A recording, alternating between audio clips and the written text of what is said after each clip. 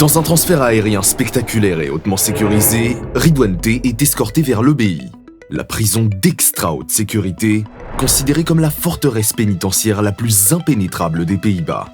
Les autorités croyaient avoir enfin neutralisé celui qu'elles désignaient comme le baron le plus dangereux du pays, le coupant ainsi de son vaste réseau criminel. Cette illusion de contrôle vole en éclats le 6 juillet 2021, lorsque le célèbre journaliste d'investigation Peter R. de Vries est froidement attaqué en plein cœur d'Amsterdam. De Vries n'était pas un simple journaliste, il était le confident et conseiller de Nabil B., témoin clé dans le procès contre l'organisation de Ridouane. Cette liquidation audacieuse délivre un message glaçant, même depuis sa cellule ultra sécurisée, l'emprise de Ridouane reste intacte. Plus inquiétant encore, l'empire criminel de la Mokro-Mafia a anticipé sa succession. La relève s'organise autour des fils de Ridouane, Faisal et Adil. Ces héritiers présomptifs, malgré leur jeune âge, ont été préparés à reprendre les rênes d'une organisation criminelle sophistiquée. Cette situation délicate place les fils entre deux mondes. Ils doivent à la fois faire face aux enquêtes policières et répondre aux exigences d'une organisation que leur père dirigeait d'une main de fer. Une question cruciale demeure. Comment l'organisation parvient-elle à maintenir ses activités depuis la prison ? Et surtout, comment une tentative d'évasion a-t-elle pu être orchestrée ?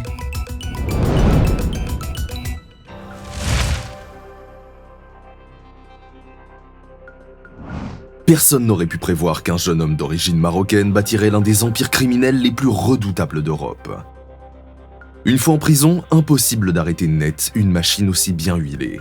Surtout avec une fortune estimée à 500 millions d'euros. La famille se trouve alors face à un défi majeur, maintenir le contact malgré un isolement total.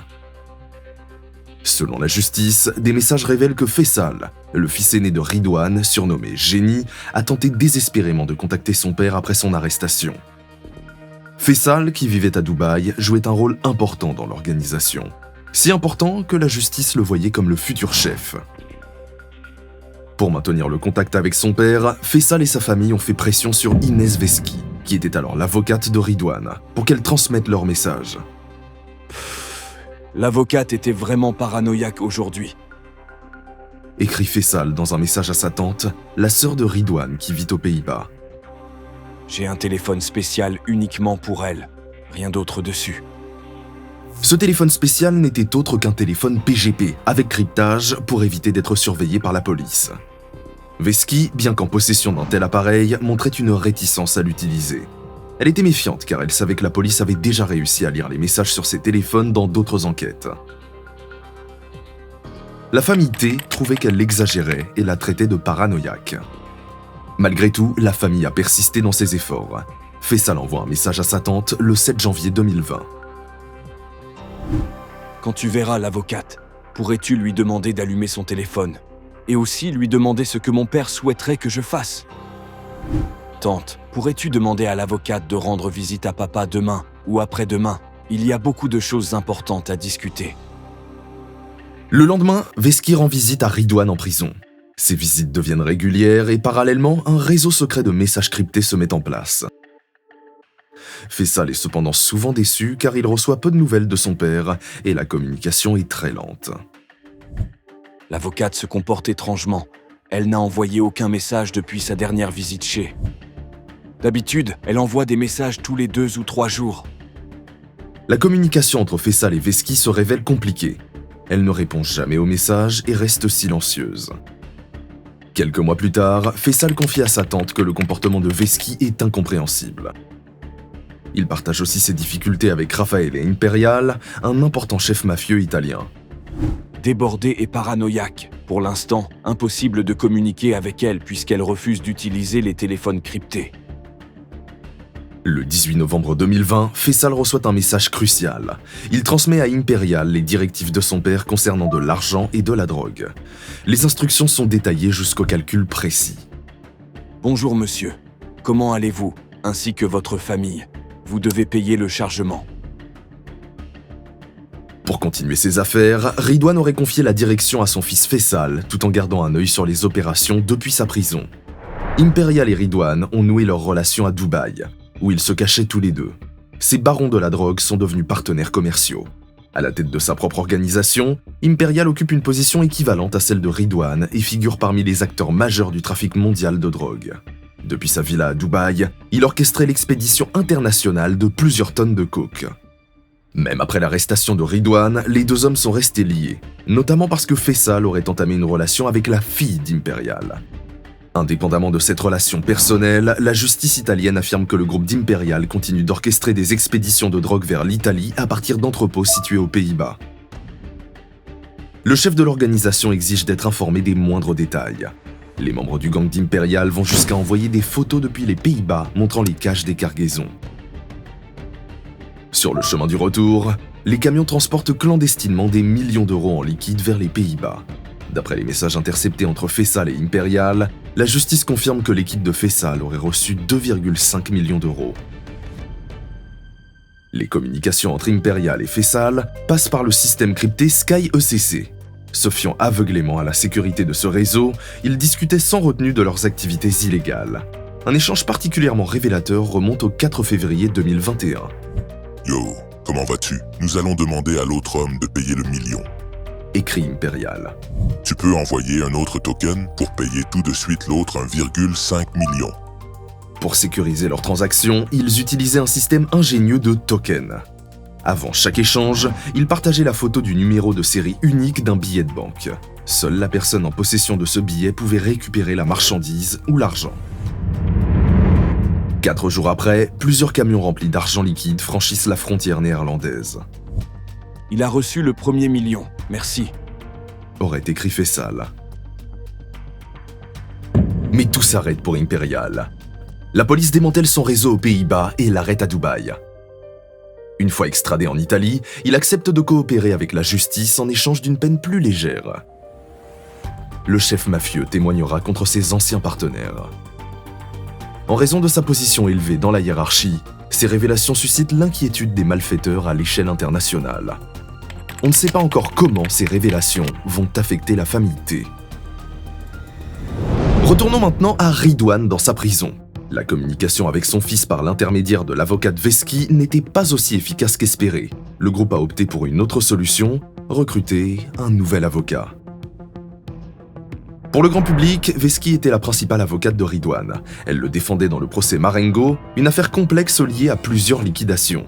Cette affaire était si importante que le procès allait durer plusieurs années.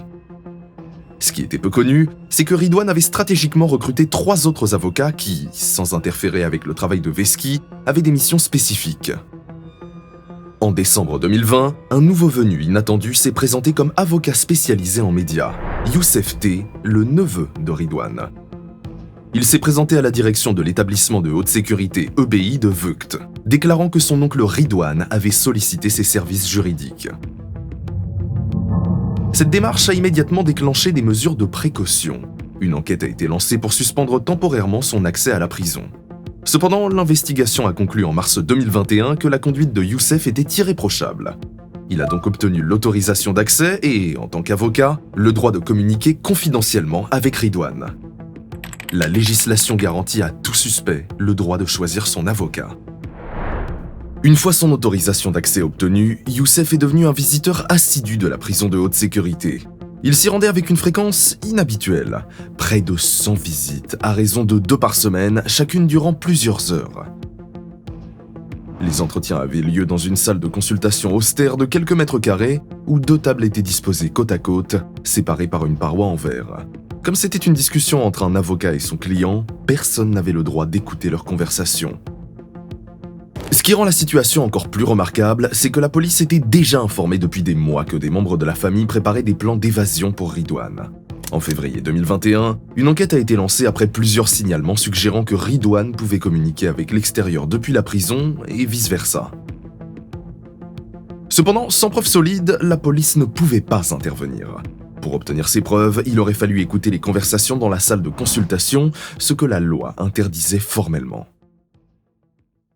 Le 23 juillet 2021, les soupçons étaient devenus suffisants pour établir que Youssef avait été mandaté par l'organisation pour créer un canal de communication secret avec Ridwan. Les services de renseignement criminel avaient d'ailleurs confirmé que ce dernier continuait à diriger son groupe depuis sa cellule. L'enquête s'est accélérée suite à la liquidation du journaliste Peter R. de Vries en plein cœur d'Amsterdam quelques semaines auparavant. Les autorités ont rapidement soupçonné l'implication de Ridwan, car Peter était devenu le confident du témoin principal qui déposait contre l'organisation de Ridwan dans le procès Marengo. Bien que Ridwan et son organisation soient largement considérés comme responsables de cette liquidation, aucune accusation formelle n'a été portée contre lui. Néanmoins, si Ridwan avait vraiment organisé cette mission depuis sa prison, il devait forcément avoir trouvé un moyen de communiquer avec l'extérieur. C'est ainsi que la salle de consultation de l'EBI a été équipée de dispositifs d'écoute et de caméras afin de comprendre ce qui s'y déroulait. Dans un premier temps, ils communiquaient par message manuscrit à travers la vitre, qu'ils effaçaient immédiatement après lecture pour ne laisser aucune trace. Les caméras de surveillance ont enregistré une séquence où Ridwan écrivait un message relatif à de l'argent, le présentait à Youssef, puis le rayait aussitôt. De son côté, Youssef retranscrivait ses messages dans son carnet, puis, une fois rentré chez lui, les photographiait pour les transmettre par téléphone aux autres membres de l'organisation. Le 24 septembre, Ridwan exprime son mécontentement quant à la méthode du carnet. « Ça fonctionne pas du tout comme ça. Je comprends pas pourquoi tu n'utilises toujours pas d'iPad. Wallah, c'est vraiment épuisant et ça me cause beaucoup de stress. » Suite aux plaintes de Ridwan concernant l'illisibilité et le caractère incomplet des messages dans le carnet de Youssef, une nouvelle méthode utilisant l'iPad a été adoptée. Youssef présentait à Ridwan des photos de messages provenant de l'extérieur sur l'écran de sa tablette. Ces messages étaient systématiquement effacés après leur lecture. Lorsque Youssef affichait ces photos, le décompte total des messages était visible, permettant à Ridwan de vérifier que tous les messages de l'extérieur lui étaient bien transmis. Ce système de contrôle illustre la méfiance de Ridwan, qui exige une surveillance totale, y compris envers sa propre famille. Pour transmettre les messages hors de la prison, Youssef utilisait une méthode simple mais efficace. Il photographiait d'abord les textes de Ridwan avec son iPad. De retour chez lui, il les recopiait à la main et photographiait sa copie. Il envoyait ensuite ces nouvelles photos aux autres personnes par téléphone. De cette façon, personne ne pouvait prouver que des informations sortaient de la prison, car il n'y avait jamais de photos directes des messages de Ridwan. D'après les services de renseignement criminels, Ridwan aurait mobilisé plusieurs dizaines de millions d'euros pour préparer son évasion et disposerait d'une équipe commando personnelle. Ces informations correspondent aux messages qu'il échangeait avec son avocat. Messages qui, selon la justice, étaient essentiellement destinés à son fils Faisal, dit Génie.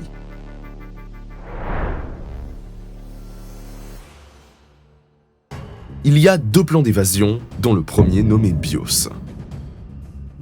BIOS, sérieusement, dis-le directement à Génie.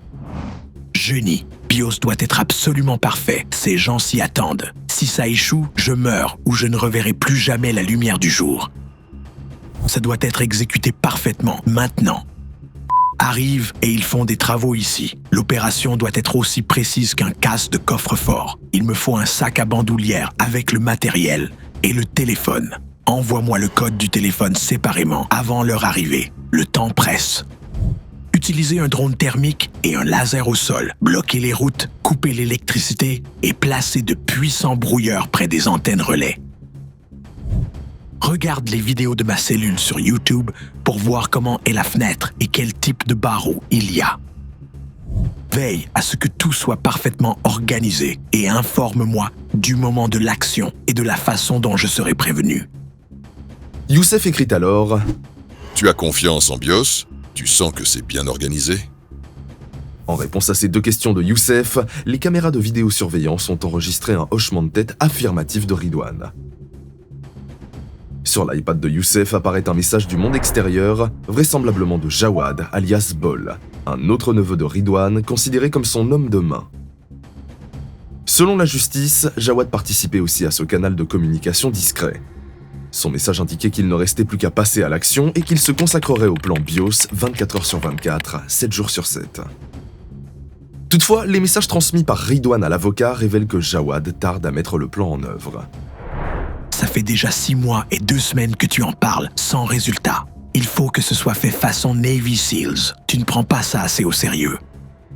Crée une cagnotte pour les frais des gars. Donne-leur quelque chose, mais pas trop, uniquement si c'est bien exécuté.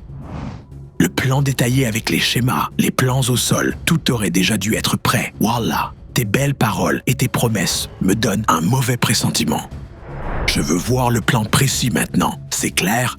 J'ai demandé le plan 1000 fois et toujours rien. Il me faut le plan détaillé, sinon des gars. Ridwan transmet d'autres instructions destinées à son fils Faisal. Jeudi. Le meilleur moment, c'est quand il pleut fort, par mauvais temps. Il faut pouvoir se cacher rapidement quelque part, car ils vont tout bloquer. Dis à Jawad d'acheter 1500 litres d'huile à verser sur la route pour que ça devienne super glissant.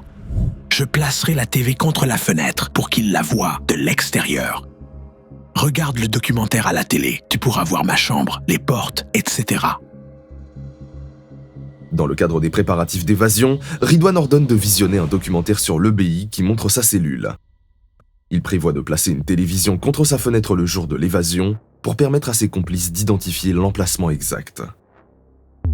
Le plan BIOS avait pour objectif de faire évader Ridwan de l'EBI, soit par la force, soit pendant son transfert vers le bunker du procès Marengo. L'opération devait mobiliser des commandos lourdement armés de type Navy Seals, des professionnels aguerris, plutôt que de simples malfrats. Pour contrer les poursuites policières, le plan prévoyait de déverser 1500 litres d'huile sur les routes, les rendant super glissantes.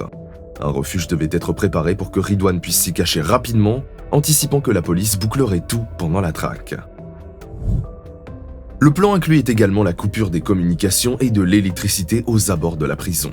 L'équipe utiliserait des caméras thermiques et plusieurs voitures pour tromper la police, permettant ainsi à Ridwan de s'échapper sans être repéré. Un deuxième plan, dit plan C, consistait à localiser le domicile de 4 employés importants de la prison, probablement dans le but de les enlever. C'est non. Doit trouver où ils habitent. C'est le plan C avec le code Megamindi. Quand je prononce ce code, c'est le signal pour lancer le plan C, d'accord? Ces noms sont cruciaux. Par l'intermédiaire de l'avocat Youssef, Faisal et son père avaient convenu d'un mot de passe, Megamindi. Lorsque Ridwan prononcerait ce terme, cela donnerait le signal à son fils de déclencher le plan C. Dans sa correspondance, Ridwan avait noté les initiales, nom et prénom de 4 employés de l'EBI, chacun accompagné de la mention « important ». Selon la justice, Faisal a joué un rôle central dans l'élaboration des plans d'évasion. Il aurait notamment tenté de recruter un ancien chef de commando, comme l'atteste une liste de points découverte sur l'iPad de l'avocat Youssef et attribuée à Faisal par les autorités. Un message est également arrivé de Capo, que la justice identifie comme étant le deuxième fils, Adil. Je pense que notre position s'est améliorée par rapport à il y a quelques mois. Nous étions au point mort pendant un moment, mais hamdoulillah, nous sommes plus actifs maintenant et j'espère que ça continuera ainsi. Le plus important reste que BIOS soit réglé et que nous ayons un master plan. Nous devons anticiper chaque étape. D'ailleurs, je suis certain qu'ils fermeront les frontières quand ça arrivera, mais tu dois déjà le savoir. Mais Inch'Allah, tout ira bien.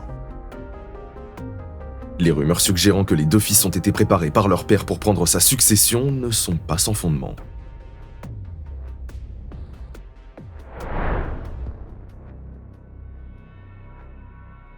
Au-delà des questions d'argent et de drogue, l'avocat Youssef a également servi d'intermédiaire dans une affaire familiale délicate.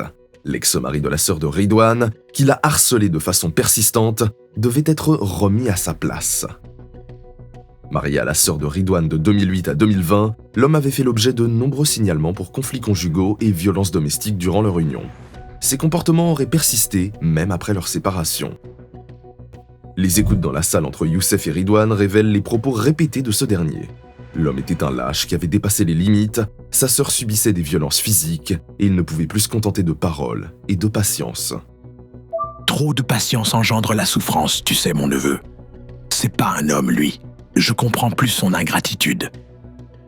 Selon la justice, Ridwan, mécontent des tentatives ratées pour donner une leçon à son ex-beau-frère, a écrit un message à son neveu Jawad.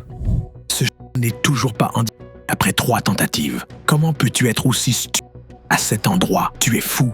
Réfléchis plus loin que le bout de ton nez. Ce chien, tu l'as raté 3 fois. En effet, son ex-beau-frère devait subir un passage à tabac orchestré par le Polonais Christian M et son équipe, mais leurs tentatives ont échoué à plusieurs reprises. Tu vois, ce chien te cause des problèmes parce que tu envoies des gamins faire un travail d'homme. » Remontons quelques semaines en arrière pour comprendre les événements. Le principal gangster polonais, Christian M., surnommé El Polako, avait coordonné à distance l'opération visant à éliminer le journaliste Peter R. de Vries. Selon les témoins, Christian était chargé de recruter des Polonais pour commettre des actes violents au nom du groupe présumé de Ridwan. Il évitait de se salir les mains directement, car le groupe avait besoin de lui comme dirigeant sur le terrain. Toutefois, son autorité restait bien inférieure à celle de Jawad, le neveu de Ridwan, comme leurs échanges de messages le démontreront.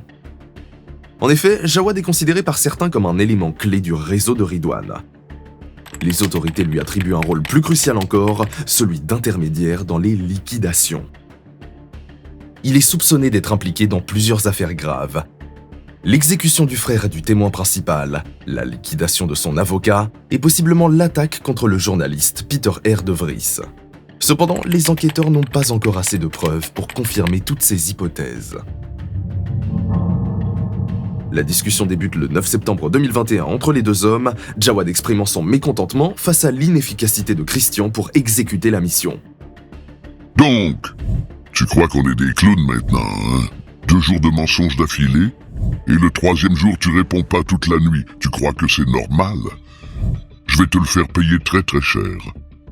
Tu restes silencieux depuis trop longtemps. Tu deviens un traître, rien de plus, avec tes excuses et tes Ce n'est pas une excuse, sœur.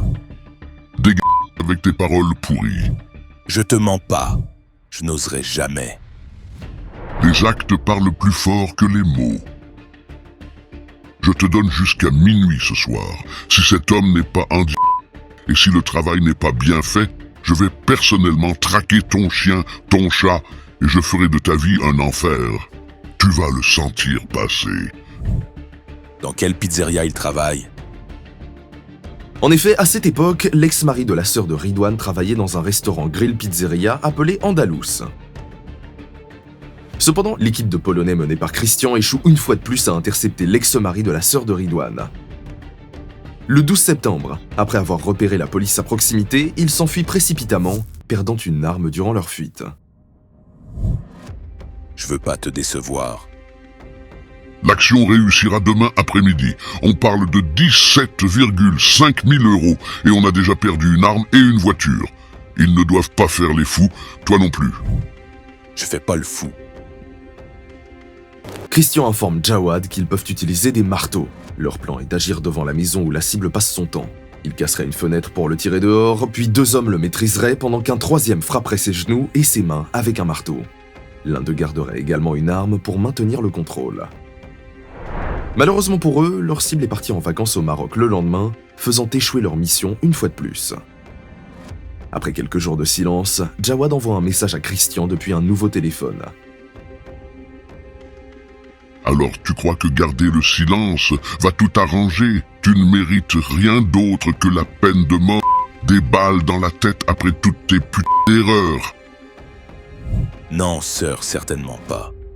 Je veux absolument me racheter et je n'ai jamais eu la moindre mauvaise pensée envers toi. Comment je peux l'arranger? Ferme ta gueule. Si dans 5 jours tu n'as pas d'équipe aux Pays-Bas, je mettrai un prix sur ta tête et sur tous ceux qui te sont chers, même ton chien, ton chat et ton oiseau. Tu vas devenir mon prochain ennemi. On comprend mieux maintenant pourquoi Ridwan aurait pu être mécontent de la situation avec son ex-beau-frère, comme évoqué plus tôt dans l'échange de messages avec son avocat Youssef. Finalement, Jawad est arrêté 2 semaines plus tard au Maroc par des unités d'élite de la police marocaine. Il sera condamné à 6 ans de prison pour sa participation à une organisation criminelle. Suite à l'arrestation de Jawad, alias Bol, un membre du groupe a envoyé un message menaçant à Christian pour qu'il reprenne ses activités. Écoute, ne t'imagine pas pouvoir te la couler douce juste parce que Bol est en prison. Le ton employé illustre clairement l'intensité des pressions qu'il subissait.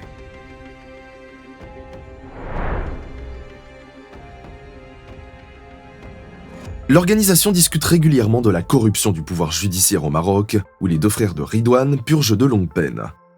Selon le ministère public, les messages montrent qu'ils veulent payer des pots de vin pour faire libérer les frères ou au moins améliorer leurs conditions de détention. A confirmé avoir donné de l'argent au gardien pour le petit frère. Donne beaucoup de nouvelles concernant les frères. La mère est vraiment inquiète. Il doit corrompre les juges. 10 millions dépensés et il n'est même pas sorti. C'est bizarre.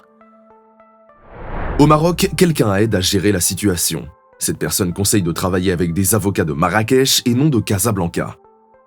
En cas d'arrangement avec les juges, la peine de prison pourrait être réduite de moitié. Les juges veulent travailler exclusivement avec quelqu'un de Marrakech parce qu'ils se connaissent entre eux. Ils trouvent les avocats de Casa trop compliqués. La mère est inquiète à cause des avocats de Casablanca, tandis que ceux de Marrakech souhaitent créer leur propre équipe. Une fois cela réglé, nous licencierons les avocats de Casablanca avant qu'ils ne fassent d'autres demandes douteuses ou ne ralentissent davantage l'affaire. Youssef transmet un message de l'extérieur sur la situation des frères de Ridwan. Ils vont bien. Ils t'envoient leurs salutations et tout leur amour.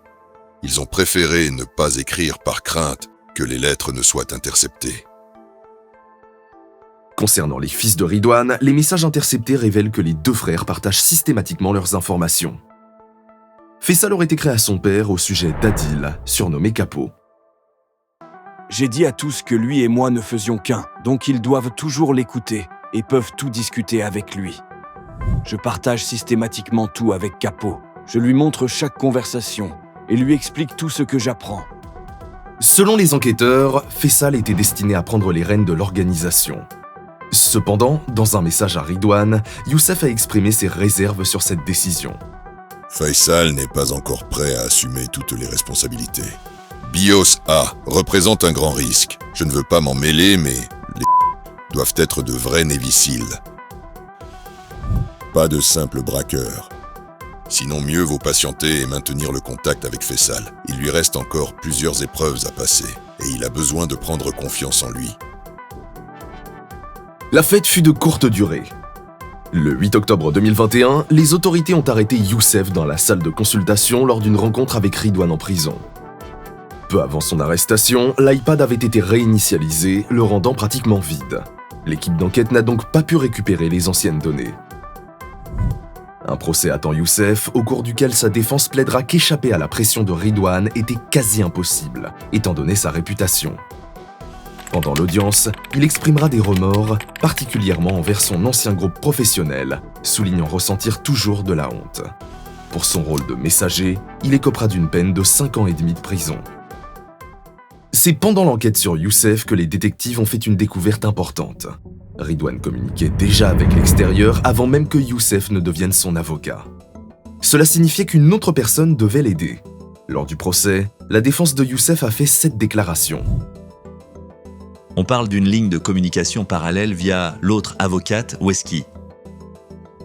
Wesky a vivement protesté, qualifiant ces déclarations de mensongères et biaisées. Le tribunal et le ministère public se sont empressés de préciser qu'aucune conclusion ne pouvait être tirée concernant son implication.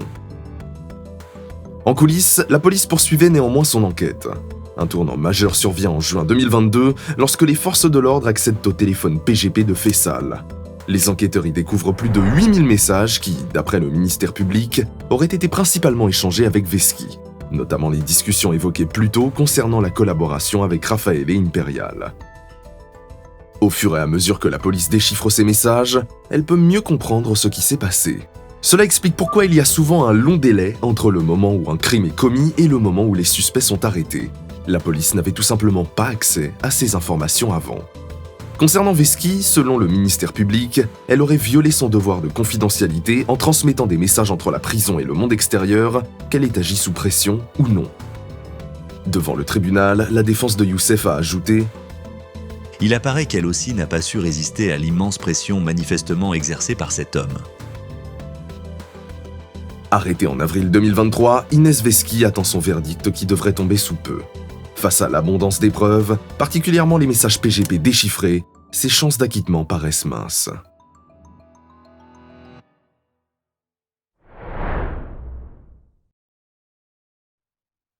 Rappelons-nous que l'arrestation de Ridwan à Dubaï, alors qu'il était recherché dans le monde entier, avait donné aux autorités policières la ferme conviction que les années de gloire de son organisation touchaient à leur fin. Mais la réalité s'est avérée plus têtue. La spirale de violence n'a pas faibli, culminant tragiquement avec l'attaque contre Peter R. de Vries. Face à cette situation, les autorités ont lancé une chasse à l'homme sans précédent dans l'histoire néerlandaise. Une task force spéciale a été mise en place pour démanteler l'emprise des syndicats de la drogue néerlandais. Jamais un réseau criminel n'aura été scruté d'aussi près que celui de Ridwan. Dans de vastes organigrammes, la police a minutieusement cartographié non seulement ses associés criminels, mais aussi l'ensemble de leurs liens familiaux. L'enquête a franchi un cap décisif grâce à 2 avancées majeures. Le démantèlement du service de messagerie crypté Sky ECC, donnant accès à 80 millions de messages, et le renforcement de la coopération internationale dans la traque des suspects. Cette stratégie s'est révélée payante, avec l'arrestation de plusieurs figures clés, dont l'une des plus importantes, Denis G, alias Rasta, appréhendé en République dominicaine en avril 2023. Il a fallu plus de 2 ans à la police dominicaine pour arrêter Denis.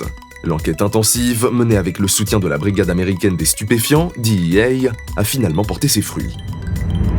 D'après les autorités néerlandaises, Denis jouait un rôle central dans l'acheminement de coke vers les Pays-Bas, exploitant la position stratégique de la République dominicaine entre l'Amérique du Sud et l'Europe. Chaque transport comportait des centaines de kilos, permettant au réseau de fonctionner efficacement tout en restant sous le radar de la police. Sa richesse se reflète dans son empire. Propriétés luxueuses, restaurants, impressionnante collection de véhicules et réseau d'agents de police corrompus. Sa résidence principale, située dans un quartier prestigieux, côtoie non pas des criminels, mais l'élite des affaires et de la politique. Longtemps insaisissable, l'homme connu sous le surnom de Rasta est apparu dans plusieurs dossiers criminels. L'affaire la plus notable remonte à 2015, quand les autorités ont intercepté en Colombie des cargaisons de la poudre blanche totalisant plus d'1 tonne, toutes marquées Rasta. Leur destination, la République dominicaine et la Belgique. Cette signature Rasta n'était pas une nouveauté. Durant l'enquête aux Pays-Bas, la police a découvert des conversations sur téléphone crypté qu'elle attribue à 2 amis d'enfance d'Utrecht, Ridwan et Denis.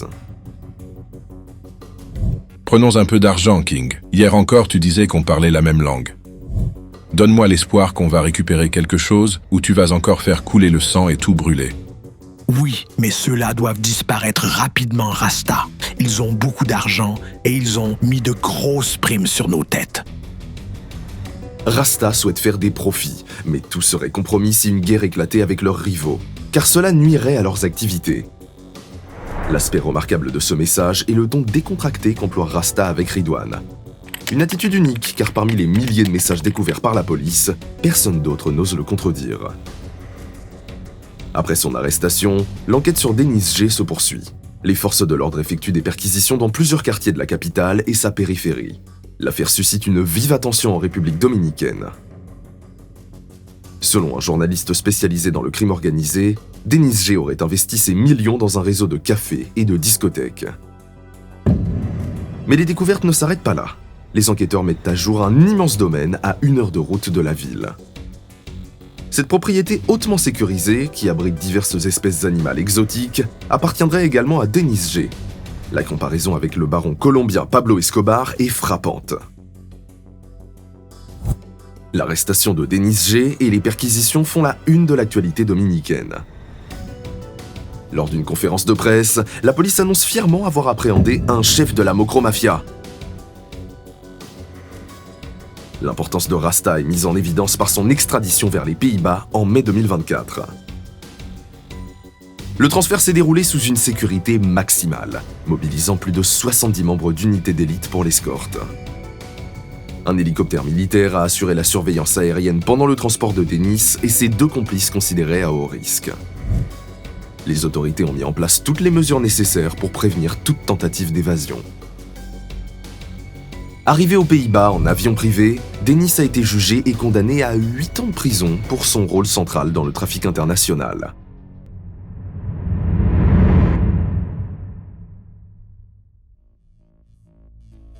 Malgré une longue période d'impunité pour ses dirigeants, les services d'enquête veulent désormais faire passer un message clair. Personne n'est hors d'atteinte. Pourtant, selon la justice, ces arrestations n'ont pas encore suffisamment affaibli l'influence de Ridwan. Ses fils, élevés dans l'ombre de cet empire, ont été préparés, selon les enquêteurs, dès leur plus jeune âge, à perpétuer l'héritage familial. L'attention s'est particulièrement portée sur Faisal, jeune homme brillant formé dans des établissements prestigieux de Dubaï, où il menait un train de vie princier. Malgré un dossier accablant, les autorités de Dubaï ont longtemps hésité à l'arrêter, compte tenu de son jeune âge et de son casier judiciaire vierge. Ce n'est qu'après d'intenses négociations entre les États-Unis, le Maroc et les Pays-Bas que ce présumé héritier a finalement été arrêté en juillet 2023. Longtemps considéré comme un refuge pour les grands barons internationaux, Dubaï s'efforce désormais de changer cette image. Un an plus tard, Faisal a été extradé vers les Pays-Bas et incarcéré à l'EBI, la prison de haute sécurité où se trouve également son père. Le procès de Faisal se poursuit en 2025. Depuis longtemps dans le collimateur de la justice, il est soupçonné d'avoir repris la direction de l'organisation. Ses avocats affirment toutefois qu'il est poursuivi uniquement en raison de son nom de famille. Ils dressent le portrait d'un jeune étudiant qui se serait retrouvé impliqué malgré lui dans cette affaire, contestant son rôle présumé de dirigeant. Un message envoyé par Denis, alias Rasta, à Faisal en juin 2020 vient renforcer cette défense, suggérant que Faisal n'était alors qu'un novice. Tu débarques à peine et tu n'as pas grandi dans la rue. Dès que tu pourras voyager, je te présenterai des gens.